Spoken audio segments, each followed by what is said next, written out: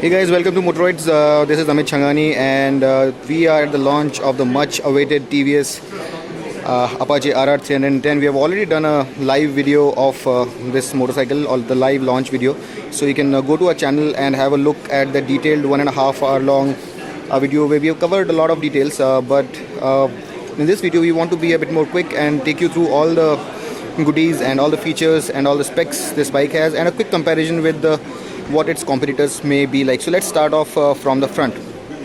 Up front, this motorcycle gets a fully faired view, and as you can see, there are projector headlamps there, and these are LED headlights with these pilot lamps, and these are powered by projectors, so the illumination should be very good during the night, although I cannot comment upon it because I have not ridden this motorcycle. So that's what the front looks like. There's a two-tone treatment here. If you can see, there's this matte black, and then there is this shiny black here, and the TVS horse sitting in the middle. Spectacular. Then going towards the suspension, as you can see, this is upside down fork setup, and Vibre front discs, pedal discs with perforations. The tire up front is 110.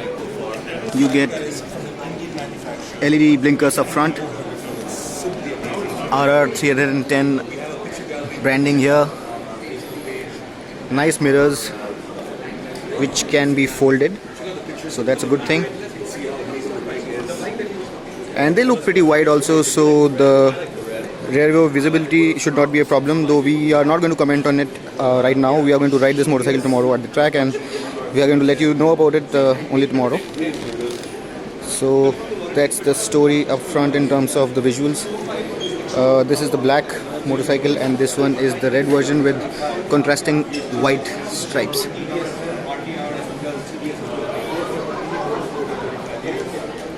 The wind deflector seems to be pretty sizable and should be able to work once the rider is tucked in. An interesting detail here is this Indian tricolor here. Although this doesn't seem like it's going to last for a very long time, it probably will get peeled off. And now we are going to move towards the instrument console. Let's turn it off and turn it on again. All the telltale lights, ABS, high beam, neutral indicator, fuel, low fuel, and turn signals. At the bottom you have engine, malfunction light, and you have temperature, and you have the battery indicator. Instrument itself has this big speedo reading here with the tacho on the right, a digital tacho. It's fully digital, by the way. This is the shift indicator light here, and you have these two buttons to cycle through with the various readouts here. Now this is the fuel gauge, and here you have the temperature gauge. This is the gear indicator, and let's cycle through some features that this one has. You also have a digital clock here, as you can see. So this is right now showing an average fuel efficiency of 41 kilometers per liter, and the fuel remaining inside the tank is 6.2 liters. The fuel tank capacity is 11 liters. This is trip 1, trip 2, and this is the top speed that this specific bike has achieved, 147. The rated top speed of the motorcycle is 160 kilometers per hour. This one also shows you average speed of the bike for that trip, average temperature, and this is the 0 to 60 readout. So this bike recently did a 0 to 60 run of 6.9 seconds. There is a lap timer as well, and this also lets you this also lets you change the date, and a lap timer. There is a lot of stuff that you can do now. I'm going to go sign out. You can go to Overnight. There are stories on this motorcycle. Now let's move on to the instrumentation. Let's move on to the switch gear, and the quality of the switch gear seems to be pretty good. The buttons and everything seems to be built well, built to last. Thank you for watching. Power kill switch. We are coding This is the on Twitter and on Instagram. starter. And we will be bringing you more content about motorcycles. Turn signals on, high and low beam, fast switch. As you can see, this is a clip-on setup, so a very sporty riding stance. This is the top view of the tank, and there is striping here. A very nice detail here is this RR310 branding here, and if you look closely, this is a fiber tank, by the way, and this is how it's designed. Now this is the splitter here. It's split in two parts, and you can clearly see this ridge here. So it's not single piece, it's split in two. The TVS logo sitting pretty right here, and this is what the seat looks like. It's a step seat setup, so obviously it's not going to be very comfortable for someone who's sitting pillion. There is this design element. It's got nothing to do with functionality, it's just sporty styling. This is the key slot for taking the seat off, I guess.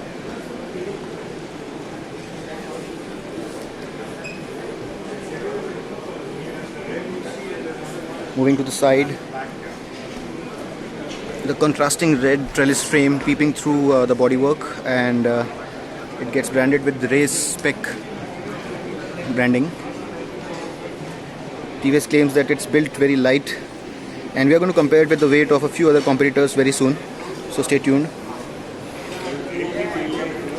These fins are designed specifically to let the hot air channel out and without roasting the shins and the calves of the rider. So TVS claims that this has been designed in the wind tunnel, and it's got the lowest coefficient of drag within its class and above. So that's something which TVS is definitely promoting as a USP.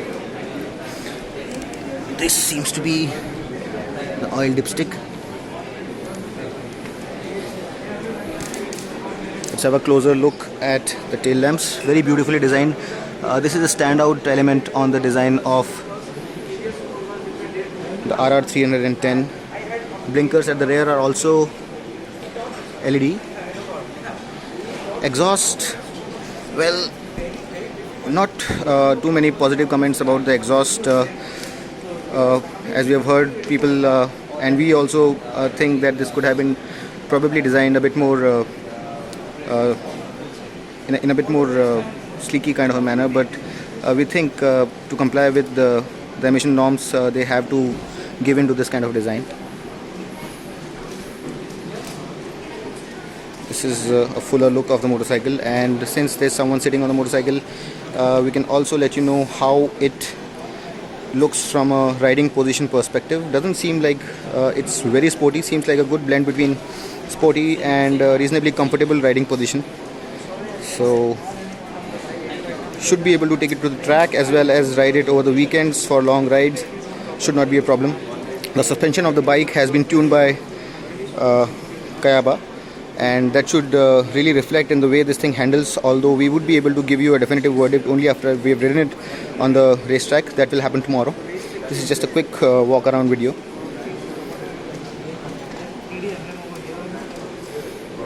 Let's have a look at the red colored motorcycle as well.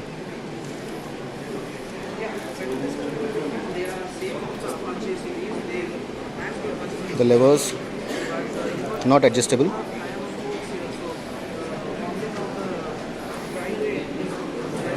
Brake line seems to be enforced for sharp braking. In my personal opinion, the red stands out, although this is a very personal kind of a thing and some of you may think otherwise. Now let's talk about a few things that TVS is talking about and which are the absolute standout points of the bike. So this is a 312cc motorcycle with a peak power output of 34 PS with the peak power dished out at 9,700 RPM. So it's a decently high revving engine as compared to say the Dominar. The peak torque is 27.3 Nm and is produced at 7,700 RPM. Liquid cooling, electronic fuel injection. So these are some of the features that modern motorcycles must have, and the RR310 doesn't disappoint. It's got a 6-speed transmission, and the engine layout is also very different from what you would have seen. It's supposed to produce power without getting heated too much. Let's have a look at that exhaust as well.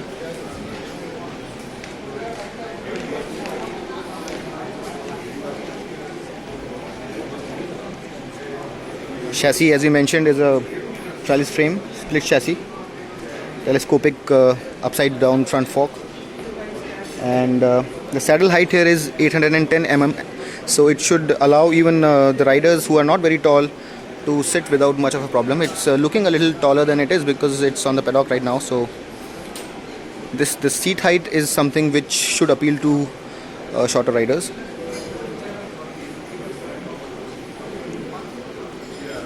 Performance, TVS is claiming a 0 to 60 sprint of 2.9 seconds and a 0 to 100 sprint of 7.17 seconds, which is pretty quick, and a top speed of 160 kilometers per hour, which is par with the class, if not exceeding it.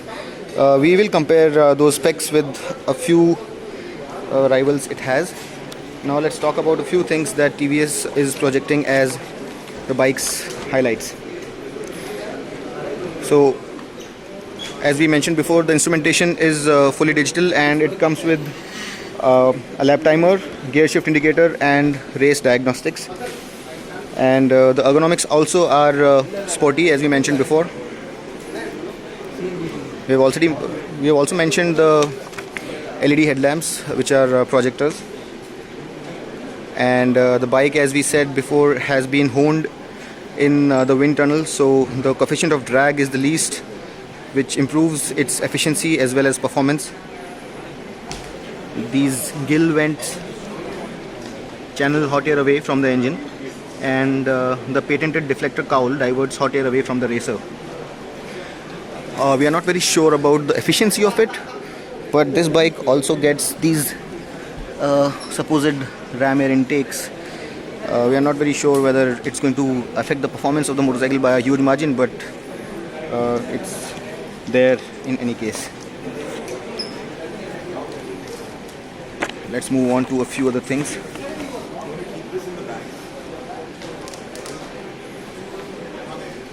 So the engine geometry is reverse inclined, which also gets a low friction piston, so this allows for a cooler operation and better performance. The transmission on this bike is also slightly different from what you get on normal motorcycles. It's got negative backrack gears for more precise shifts and faster launches from a standstill.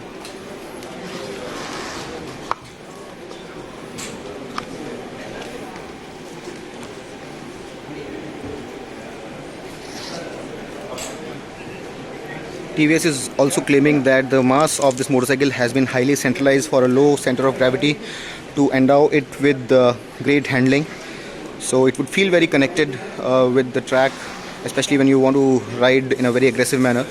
So they are claiming that it's got class-leading road and track manners, and we are going to experience that firsthand tomorrow when we take it out on the track.